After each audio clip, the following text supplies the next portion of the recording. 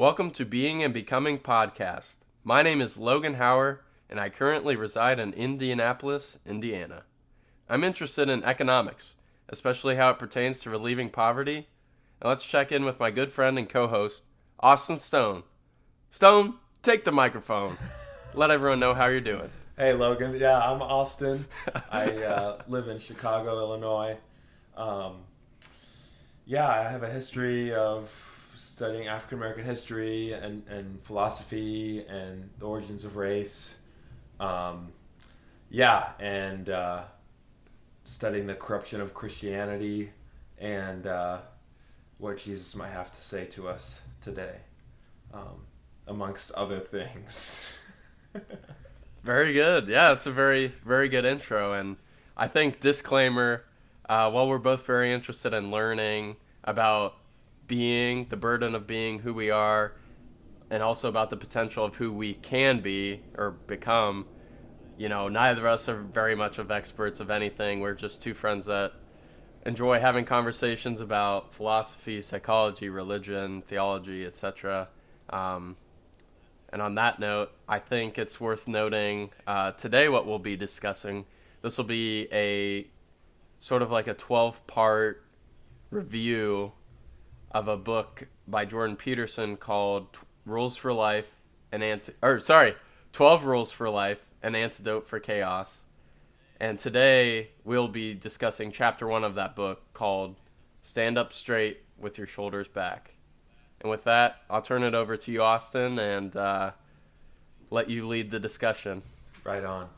So this is a book by Jordan Peterson, and I just wanted to ask Logan what his thoughts on Jordan Peterson as a whole. Maybe you can mention how you were introduced to him, or your thoughts, or maybe even criticisms, or just anything about Jordan Peterson. Go. Yeah, coming hot out of the gate. So I was first introduced to Jordan Peterson, I believe, in around 2019, 2020, from our mutual friend Patrick, who will hopefully be on this podcast as well for some episodes. But he was the one that was introducing me to him, just because he was reading this book that we're talking about now, and was just letting me know how helpful it was in his life, and was recommending it to me. And so that was my first kind of introduction. But when people recommend you stuff and you're like, yeah, I'll look into that, and then for 3 years really, that or maybe you kind of or maybe you kind of like half-heartedly, you're like, oh, you check it out for a minute. But so that was kind of my first experience. And then I want to say in 2019, 2020, same year, but maybe 6 months or so later, I heard him on Joe Rogan's podcast and was just blown away that he could talk for 2 hours at such great length and depth on a lot of, the archetype sort of stuff and hierarchies. And he was talking about that interview he did with, I think it was GQ or one of those kind of magazines. And because I think that interview had just come out or something. But anyways, he was talking about a lot of, things that interested me about the world that I hadn't thought about, but maybe had just kind of taken for granted, or, wondered like, why do people act this way, or what does make someone successful in life? And I think Jordan, maybe at the very least, attempts to, in the book, sort of set a course to live a happy but orderly life, to care for, or to try to care for yourself, and thus enabling you to care for others effectively. Kind of set your house in order, and then, go out into the world, which is filled with chaos. So yeah, all of that was very interesting to me as someone, young mind, out of school, trying to make sense of this, vast expanse of a world. So I'd be curious, Austin, to hear your own answer to that question as well. Yeah. I am not an uncritical Jordan Peterson fan. I really, really have enjoyed listening to so many hours of his podcasts. getting really exposed to his thinking, going through the different college classes he's had. Like, he put those up on his podcast. So he's really, really good at talking about meaning, talking about thoughts that bind humans together, which could be defined as religions, like thoughts that seem to have survived. Like, he has beautiful thoughts about that. And there are some criticisms I have when he comes to he's very critical of critical race theory, and we could get into that. I agree with some of his criticisms, but a lot of them are not contextualizing the struggle of the African American in America. Yeah, so I'll just stop there. Just want you to know I'm not uncritical of him, but I do not throw the baby out with the bathwater. He has some very, very helpful things to say, especially a very scientized culture that tries to explain God away. And he's not necessarily an advocate for the existence of God as he is. Yeah, he has a really good way of saying it, without saying it, but there's meaning in something bigger than us. I think he sees the necessity of there was purpose to the dogma of the church, you know, or the Christian culture in the time of, as some of these great philosophers are emerging, like Nietzsche is one, or Jung, you know, there was some great utility that the church served in the community in providing meaning in people's lives. And he seems, I should say, hesitant to move on from that meaning or that purpose that community once had, to move into he's afraid, desperate, or I guess you could say he's very much afraid of moving into the nihilistic culture, or because that's the temptation once you remove God from your belief or your culture, society, is to devolve into some a nihilistic culture. And I love how, you know, he definitely references Dostoevsky in the book a little bit, and I'm currently also reading Crime and Punishment by Dostoevsky. Boy. That's going to take me a year to finish, probably. But yeah, hopefully I'm excited for that one. So, yeah, but anyhow, so kind of delving into maybe that first chapter a little bit, I was curious to hear, Austin, any thoughts that you had, or any questions that you wanted to delve into here. Right. So this is kind of funny. People who are really critical of Jordan Peterson, I think they will pick up this book and say, "Oh, it's about lobsters." Many of the interviewers of Jordan Peterson is that's the only thing they can go off of, because they only read 2 pages of the book and they're like, "So what about these lobsters?" Right. So I say that to say Jordan Peterson talks about lobsters and how scientists have observed that they have hierarchies. It has to do with the chemical structure in their brain. So when 2 lobsters go at it, one wins, one loses, and that actually their brains change, having to do, I think, with serotonin levels. Yeah. Yeah, so there's 2, sorry to get exact, but there are two chemicals. The serotonin is the positive, victorious kind of feeling, and then octopamine, I believe that's how you say that, is the negative, gloomy chemical that's released when it's the sense of losing, or, you know, that sort of feeling. So he starts with the lobsters to say hierarchy is biologically rooted. It's not just culturally rooted. So that's what he's saying there. And then he goes on to talk about how there is hierarchies in society, you know, and that kind of comes, that's where he uses the title of Stand Up Straight, you know, face the world voluntarily. Don't just be battered and beaten and just wake up and go to your day and just get yelled at by your boss. Try to voluntarily take on the burden of existence, which I found powerful. But here's my question. Uh-oh.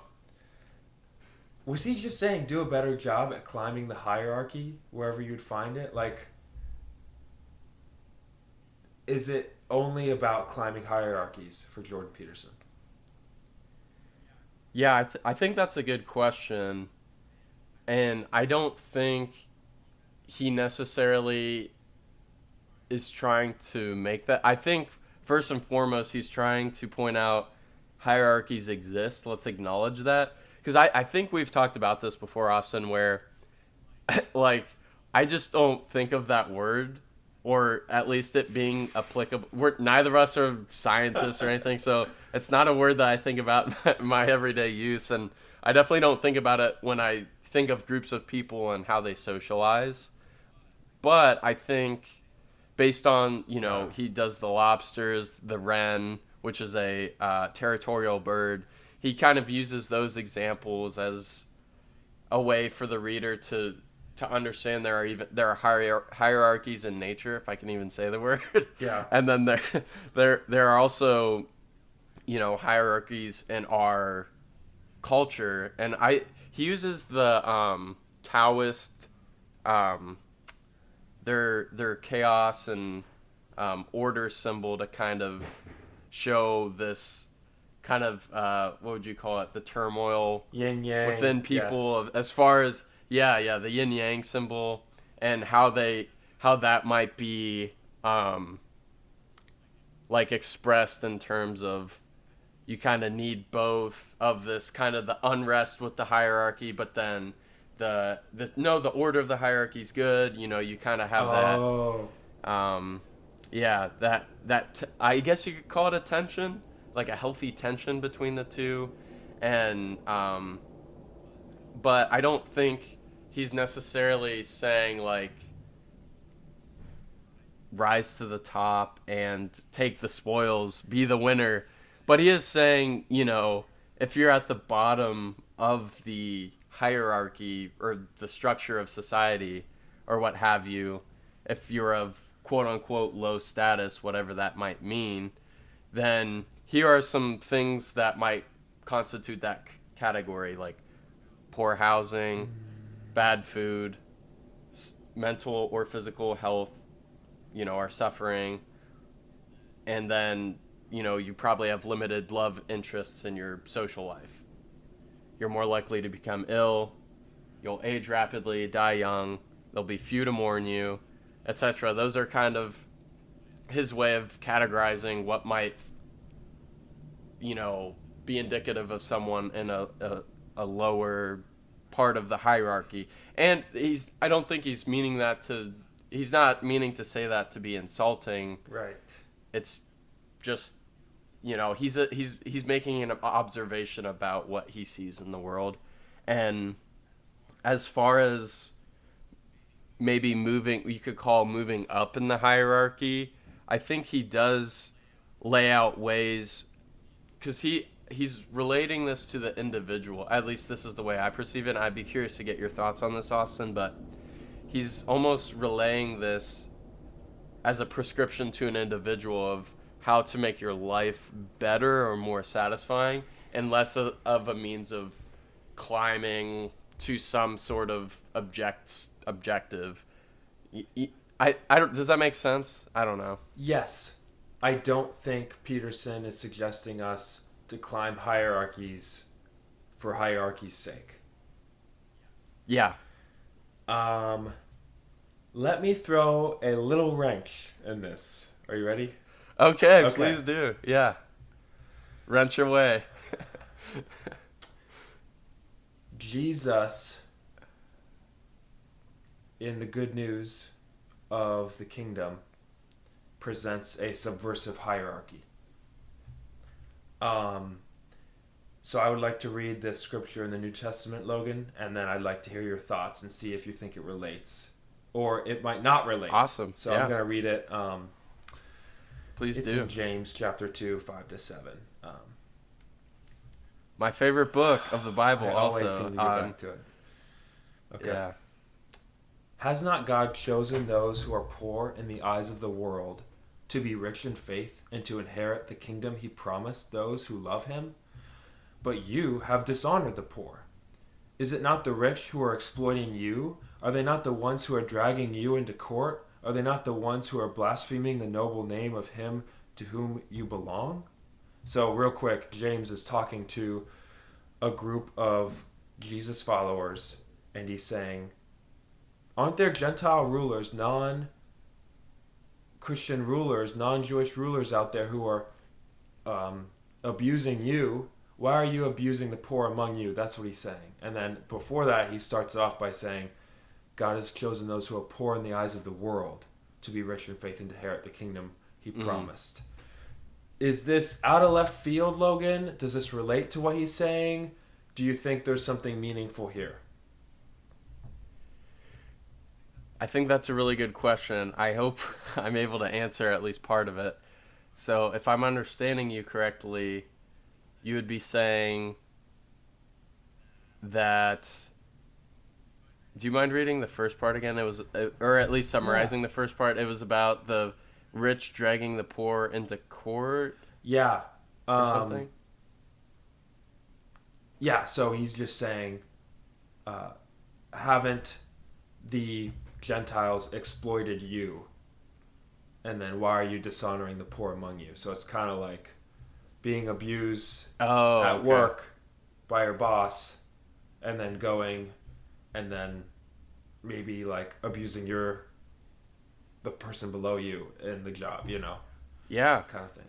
No, I think that's a really interesting point because, the way you're raised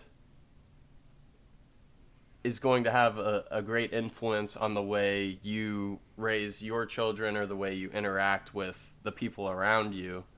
So I think that's really important to note. But it's also interesting, too, because some people grow up in very difficult circumstances, but then are able to get out of them. And that's even more profound of a question of, how were you able to overcome all of this adversity to better yourself and the people around you? And I don't know if I could have an easy answer for that question, though, if I'm being honest. I think Peterson is saying something pretty fundamentally true about the world and about success.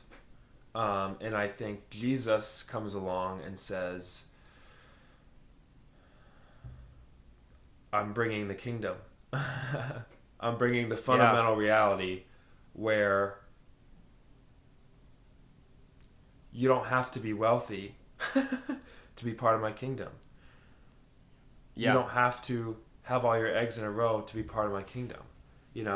He invites these raggedy fishermen along, these corrupt tax collectors along.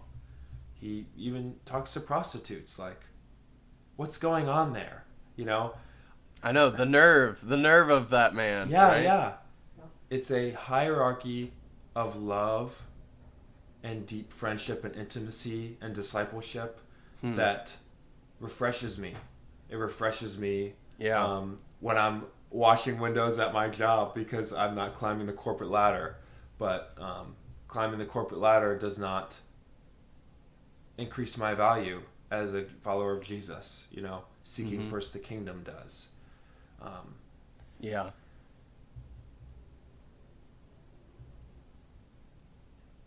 I think that's a really great thought to frame this context of, you don't, because everyone's gonna be satisfied at like, I guess the way to put it would be, as far as a hierarchy goes, not everyone wants to or need, like, we're two guys that don't want to or need to be at the top of whatever a societal hierarchy of success. We're both agreeable, mild-mannered, easygoing, so we're not ambitiously pushing the boundaries of what's possible. We're very much content with what we have, and we're thankful for where we are. Not to say that we couldn't be more happy if we we're more disciplined in some area, Right. or for me, I'm thinking of exercising better. Right. I'm trying to do that, or eating better, things like that. But it's not necessarily money related, or wealth. Like you can live a completely fulfilled life without having to have all sorts of success, and you can be at the top of a hierarchy without actually having the most money or wealth or whatever you want to call it in that area. And maybe that's a hot take, I don't even know, but because hierarchies can be so big or so small depending on how you're framing them. So yeah. Why do you think Peterson brought up hierarchies? Oh, why do I think he talked about them? Now that's a good question, because I think some of the things I find interesting in the chapter piggyback off of that point. I think we've talked before that I don't necessarily view the world, even though he's arguing the world is set up in terms of hierarchies, and I don't necessarily disagree with that. I see some of the things he talks about later in the chapter that result from hierarchies, such as bullying, or people becoming anxious because of past hurt, trauma. Talks specifically about agoraphobia, fearful to venture out into the world alone, that sort of thing. That can result from being, either at the bottom of a hierarchy or picked on by someone at some point in life, or damage just being done to you or caused to you that results you to reside in this low quote unquote social status or something to that effect. And those are things that I would believe, especially as Christians, interest us, as far as, Jesus says that the poor will always be among us, but at the same time, we're curious about who they are and why they're here, and, is there anything that we can do as neighbors to help each other, things of that nature, I think pique my interest more so than talking about, like, the hierarchies themselves. And I don't know if that's intentional on Peterson or not, if he's trying to lead us. He's setting up, hey, there are these things called hierarchies that exist, and there are these things called order and chaos that are inevitable in life. And these are some results, i.e. being positive feedback loops, anxiety, bullying. These are things that result from these structures. Yeah, I don't know if you would care to comment on that either, or comment on why he thought to to write about hierarchies in the first place. But I'd be curious to hear your thoughts. You answered that well. So he introduces hierarchies, and then he talks about bearing the burden of existence, facing existence, and existence. So being in life there is suffering, and sometimes it'll beat you down, like. And this is something he talks about in podcasts too. He's like, there's a difference between tragedy and hell. Like, you'll face tragedy, and if you have a resentful attitude about tragedy, you're going to find yourself in hell. Everyone faces tragedy. Everyone bears the burden of suffering, of existence, Yep. So, and then it just kind of ties into the title of the chapter, which is, do your best to voluntarily bear the burden of existence. Yeah, wow.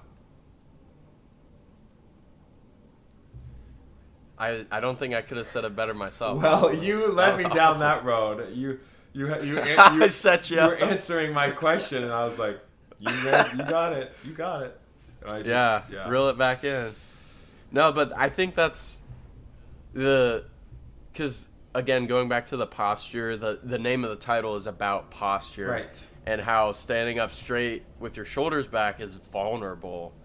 It's a position that's confident but vulnerable. And I think that ties in really well with what you were just saying about voluntarily taking on this burden that is being to step down into chaos when tragedies are experienced, to not become malevolent or to let them misalign you with your values or your hope, but to intentionally work through that and try to learn from it so you can become a stronger, more able person. So I think that's right on. We're zipping and zagging right now. So baby. the one thing we didn't say about Peterson is that he's a clinical psychologist by trade. That is his job. Yeah. We should have mentioned that. So that's what he's good at. He's good at trying to help people face their suffering. He's sat down with so many folks who have faced serious mental illnesses, and I think that this is pretty much a summary. If he were to write rules for all of his future clients, this would probably be the book he'd give them. So that's kind of the beautiful perspective that Peterson is coming from. Yes. He's also, this is worth noting, it's kind of rare because he held a clinical practice, but was also a university professor in Canada, which is pretty insane. I don't think many people have both the practice and then also teach. So and ended up at and Harvard. Then he's writing a book. And ended up at Harvard. So this man's drive is very high. I think that's good. That's worth noting. Not a couple of Joes on some microphones. Not to diminish what we're doing, but he's definitely has some years of experience under his belt. So Logan, can I ask you a question about meritocracy? You may. Okay. I can't promise I'll give you a great answer, but can you first try to define meritocracy, and then this was kind of my thought on reading his book. When talking about hierarchies, I don't even know if he mentioned meritocracy in the chapter, but it reminded me of it at least. And it made me think of this term. I don't know if it would work, but motivetocracy. So can you define meritocracy, and where does the motive of one person, how do I say this? What does motive have anything to do with meritocracy? So can you define meritocracy, and does motive have anything to do with it? Sorry. Okay. I will try my best. I think I'll have a better shot at the first one. So I think ideally in a meritocracy, people are rewarded based on their merit. So if I'm an accountant by trade, which sounds funny to say. So if I'm a really good accountant based on my merit, however you're measuring that, I should be able to find the most rewarding, fulfilling, best accounting work, because I've demonstrated that I can do the work well, or I have the right credentials, etc. And I think that would be where I would leave it. Am I close? I asked because you literally described that better than I could have. That's kind of you. It seems to me that motive is not in meritocracy. It is not motive. Meritocracy does not necessitate motive. So could you elaborate on that? So you could become the best accountant ever, but what if you became the accountant and climbed the hierarchy by being dishonest, by cutting corners, by like schmoozing here and cutting people there and being immoral? Like, there are people who are at the top of America's meritocracy who have terrible morals, right? So I don't think meritocracy is enough, And within the American society, how can we, with businesses, how can we better focus on one's motive when it comes to businesses? Like, they might have the best product, but what's their motive? Like, oftentimes in a capitalist society, it's just to get more money. And I'm concerned about that. What are your thoughts, Mr. Economists? So I can't promise I represent all of economics very well, but I would say there's a lot of bureaucracy and a lot of big business or organizations. Define bureaucracy for me. What do you mean by that? Sure, I would say that's more of your personal connections. That's what you call maybe like the cheating. I think of that more as bureaucracy or bureaucratic, kind of ineffective, inefficient.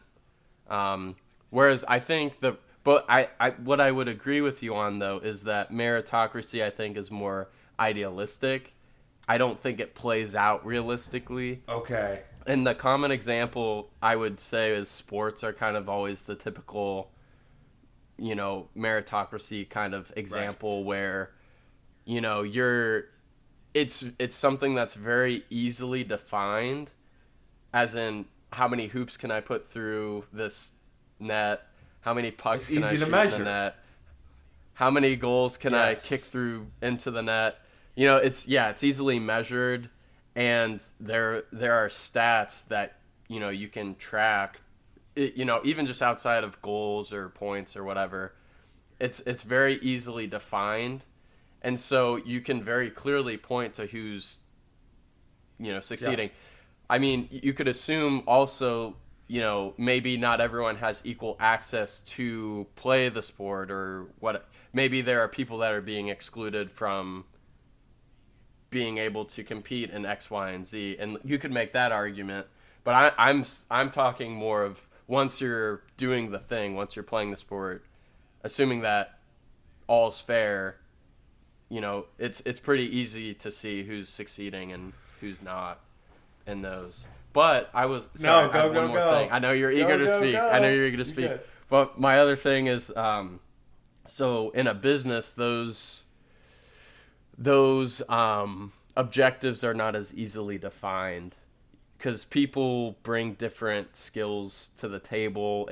You're accomplishing goals. There are things that you need to get done or want to get done, but you're not just making a hire on someone who's going to have the best stats, because you don't know what those stats are outside of if you're interviewing someone, they're like, yeah, well, I met all my weekly, quarterly, and monthly objectives, and this was good for the company because I was doing my job. It's like, okay, that's good, but there's no way to corroborate that story unless you're calling a reference or something like that. And even still, it's subjective. But I'd be curious. I'll stop it there, and I'll be curious to hear your pushback on that or any comments. I love how you brought up sports. So let's picture a basketball game, and meritocracy.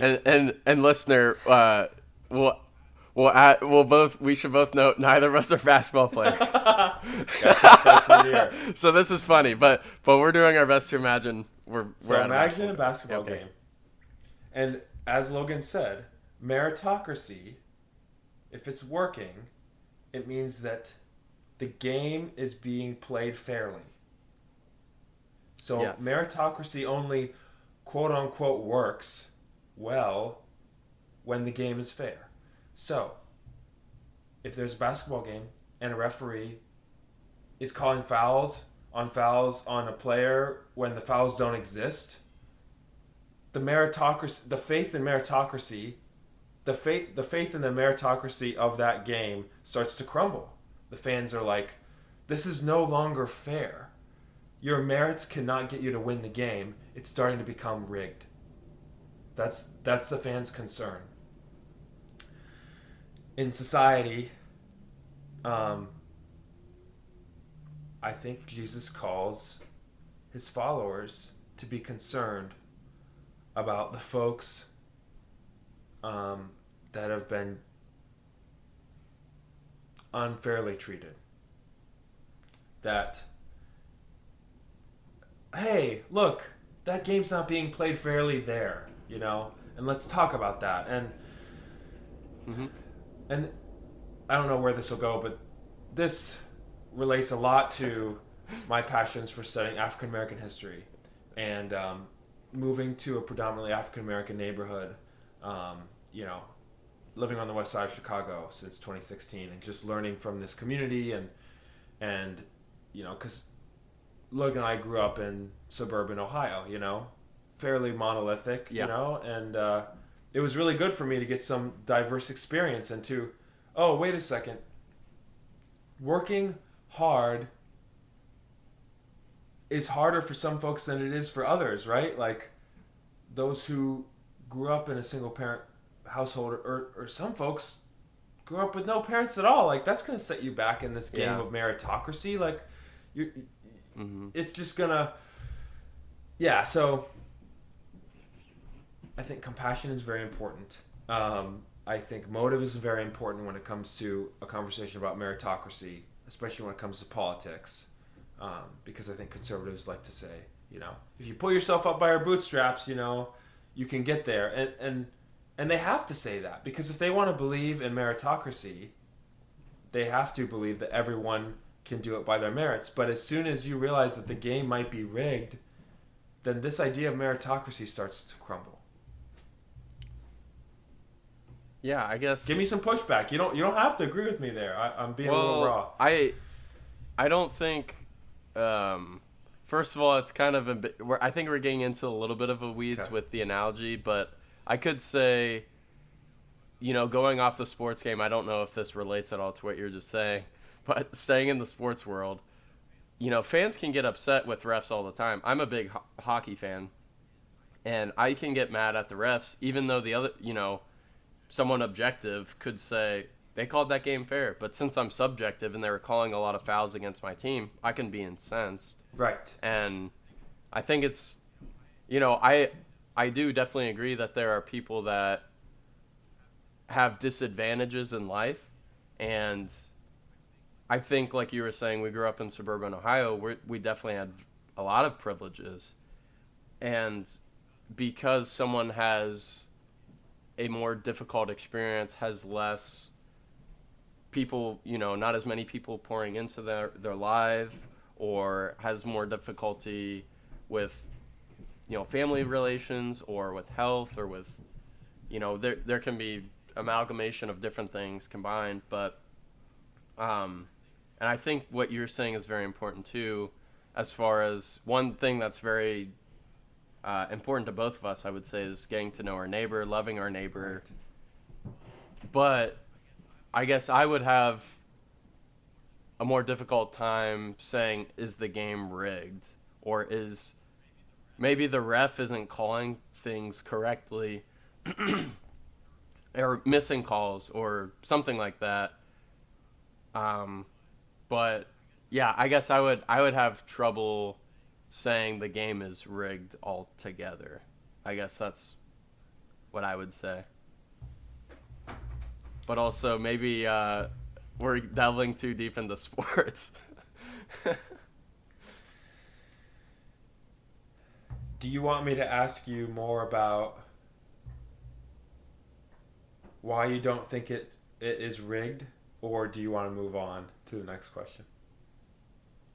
Well, I would be curious to hear your thoughts outside of this game analogy, because I don't think I have much more to say, I guess. So but you seem to have a more well constructed position. I am not an expert in anything. Neither of us are. But I've just kind of recently started listening to some podcasts by indigenous people, by Native Americans. And they have such a whopping perspective. It's so heartbreaking. Because the game didn't work for them. The game set upon them was to kill them. You know, like, I'll get out of that analogy. Yeah. Maybe we need to stop talking about the game. But stop talking about games. Like, yeah. European folks came over, you know, committed genocide against so many of these different nations, these indigenous nations. And then I hear conservative politicians say, just pull yourself up by your bootstraps, you know, like, what? It's so incoherent. Like, what if, try to think for a second from indigenous people's perspective. Like, what do they think when they hear pull yourself by your bootstraps? They think it's a load of crap. They think the game's beyond rigged. You know, like, I think it just depends on who you're talking to. Of course we want to believe that people are going to be judged by the content of their character, by their hard work, you know. But then there's people who say, hey, I've worked all my life and I haven't been able to get past such and such. You know, let's say this person committed a crime when they were 17 and ever since they haven't been able to get a decent job, you know. Let's say the day after they committed their crime, they have been a perfect human being. But society was kind of rigged against them in that perspective. Right. So I think this is a good moment to say, this is really good to talk about personalities and how personalities map onto political leanings. Someone who is more agreeable and more compassionate is going to lean more towards the left side of politics, where they're going to want, you know, to care for the needy. But then someone who's a little more not agreeable or industrious or focused a little bit more on order, neither one is bad or wrong. Mm-hmm. You know, someone who's focused on order is going to try to make the systems work that we have already, you know, and they're going to be bothered by chaos, by people saying the game is rigged, you know, and that's not wrong, because your personality has talents and strength and gifts, you know. So I kind of want to bring that into the conversation too, because I think not any one person has the right perspective, you know. And if we're Christians, we believe that we need every part of the body, you know, to make sense of life and to love one another. I'll park it there.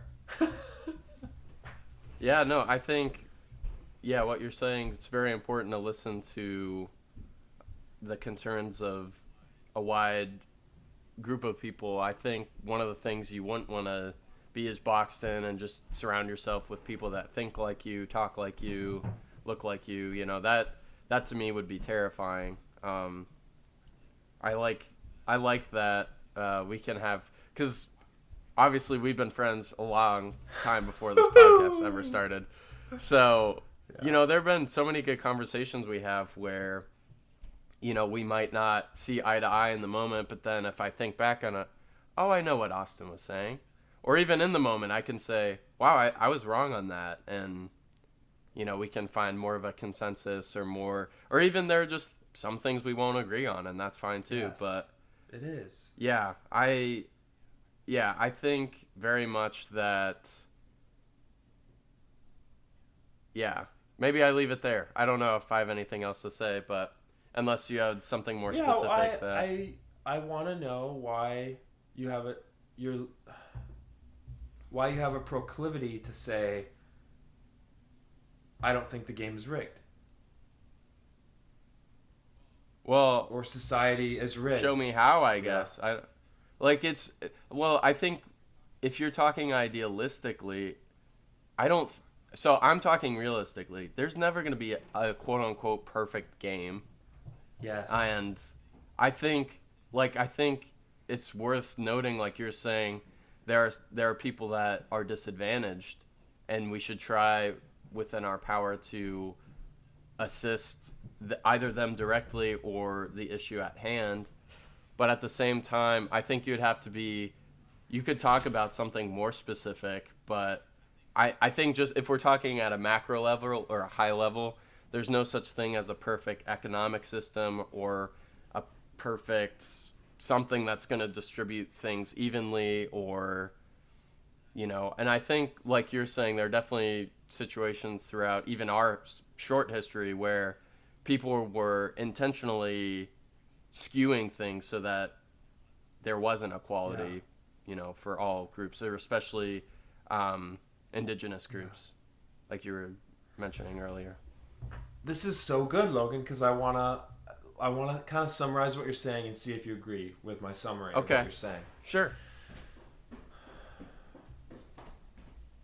I want to say what you're saying is so helpful, because when it comes to systems, you can't overturn your system every single time you see when it's not working for someone. you know? Right. Like, that statement, like, you can't, of course. That's abject chaos. Okay, of course. If you're doing that Right, every time. So there's the mark, you know? We can't be Right. doing that over every single time. Like, you're right, that will lead us to chaos, you know? I thought it was great how, in maybe the second half of the chapter, how he talks about routine and how that, might pertain to being anxious or being depressed, which again, that goes into some of the poor mental health that, people of, he uses a quote unquote low status might be experiencing, and how setting a routine can help break that, something predictable, that you're doing every day, something as simple as a good sleep schedule and eating breakfast, recognizing when you're in positive feedback loops with alcoholism. I'm not saying it right. Alcoholism. Isms. The isms, and recognizing that, yeah, I drink when I feel good, but then it leads to something bad long term, as in, that my liver suffers. I'm using it to enhance my personality because I'm more risk adverse, or sorry, not risk adverse. I'm less risk adverse. I'm more likely to engage in risky behavior when I'm drunk, and I like that feeling. But recognizing, no, that's actually not a good loop to be caught in, and that I think would take more help, maybe with a close friend or psychologist or someone to help break out of that. Introducing healthy order. Right, exactly. And and then just something I had in all caps that he said is, do not put up with being pushed around. And something how we're too easy to accept adverse conditions and put up with being treated poorly. We're too quick to do those things at times. And yeah, I don't know. I don't know if you had any thoughts on that or any additional questions that kind of tie in, but that was something that really struck me as a great takeaway. And maybe maybe it's not exactly, I don't know how true that is for everyone, or if that even necessarily alleviates you getting out of poverty or a quote unquote low status, again, as he mentions. But he does say that in the book, but I can't remember if he gives any examples of people that have gone through those sort of, like, being in poor conditions, poor health, etc., and then setting aside, these predictability in their schedules and seeing how that helps them. He actually might mention one clinical patient or someone in his practice that he was giving counseling to that was able to improve her life in that way. But yeah, I'd be curious to see if you have any thoughts centered around that, or any questions. If you find your life filled with chaos, clean your room. There you go. That's so good, Logan, what you were saying, because if we find ourselves in poverty, if there's someone who finds themselves in poverty, what can you control about that situation? Well, you can make sure that your room is clean. That sounds inconsequential, but Peterson is going somewhere when he says that, because, I can have a little more peace when I wake up and I see my clothes put away. Then I can focus on the next thing that I need to do. Well, I think cleaning your room can help you focus on what's meaningful to you in your life, And it's not just waking up with brain fuzz and more chaos, and then walking out and, oh my goodness, I have an abusive father, and then going out and, oh my goodness, I can't find a job. Like, all this chaos. Like, Peterson is like, you have to be able to start somewhere, and you have to be able to start with your room. So let's do that, And that's not to say, that's not to dismiss anyone's pain. I don't think Peterson's trying to do that. I think he is trying to help. Right. I'll park it there. Yeah. But everyone's, like we were talking about earlier with tragedy, everyone experiences pain. how do you cope with it, and like I think that was a perfect point, because I was just talking, some people might be the alcoholism because you have this short-term feeling of the good sensation, once you're drunk or consuming the alcohol, but then you could have long-term ramifications, or you're using alcohol as a substance to escape problems. You're not dealing necessarily with like the crux of the issue.